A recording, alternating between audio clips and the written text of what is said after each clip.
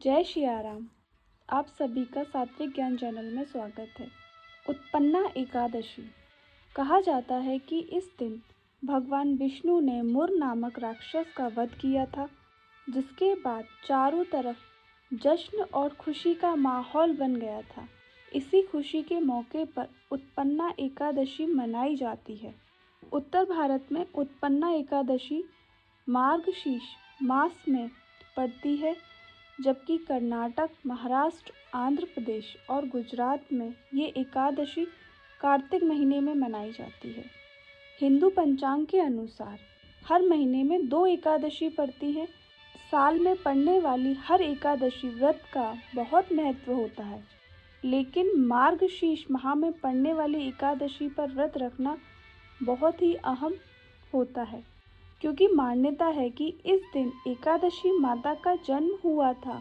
उत्पन्ना एकादशी के दिन भगवान विष्णु और एकादशी माता की पूजा की जाती है।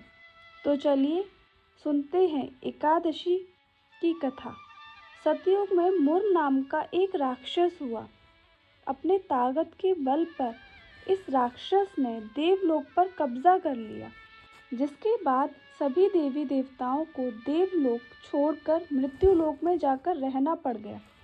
इस बात से बेहद दुखी होकर स्वर्गलोक के राजा भगवान इंद्र शिवजी के पास पहुँचे और उन्होंने भगवान से विनती की कि वो कैसे भी करके भगवानों को उनका लोक वापस दिला दें।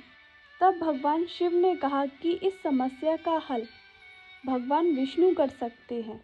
इसके बाद भगवान इंद्र के साथ सभी देवी देवता विष्णु लोक पहुँचे और उन्होंने भगवान विष्णु से रक्षा करने की गुहार लगाई।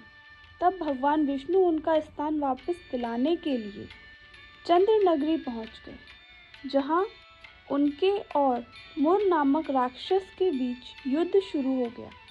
ये युद्ध 10,000 वर्षों तक चला, लेकिन मुर मरा नहीं। इस युद्ध से थक कर भगवान बद्रिकाश्रम चले गए। बद्रिकाश्रम में एक सुंदर गुफा थी, जिसका नाम था हेमावती। आराम करने के लिए भगवान गुफा के अंदर चले गए। 12 योजन लंबी इस गुफा का केवल एक ही दरवाज़ा था। अंदर जाकर भगवान गहरी निंद्रा में सो गए। भगवान का पीछा करते हुए राक्षस भी वहां आ पहुंचा और भगवान को मारने का प्रयत्न किया।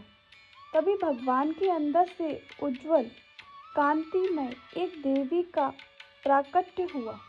उस देवी ने राक्षस को युद्ध के लिए ललकारा, उससे युद्ध किया और उसे मौत के घाट उतार दिया। जब भगवान विष्णु अपनी गहरी नींद से उठे, तब उन्होंने देवी को देखा और सारी बातें जानी।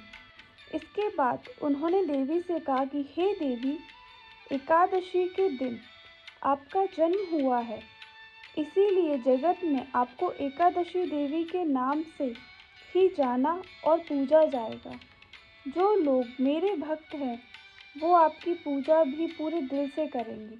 और तब से ही एकादशी की व्रत पूजा का प्रचलन शुरू हो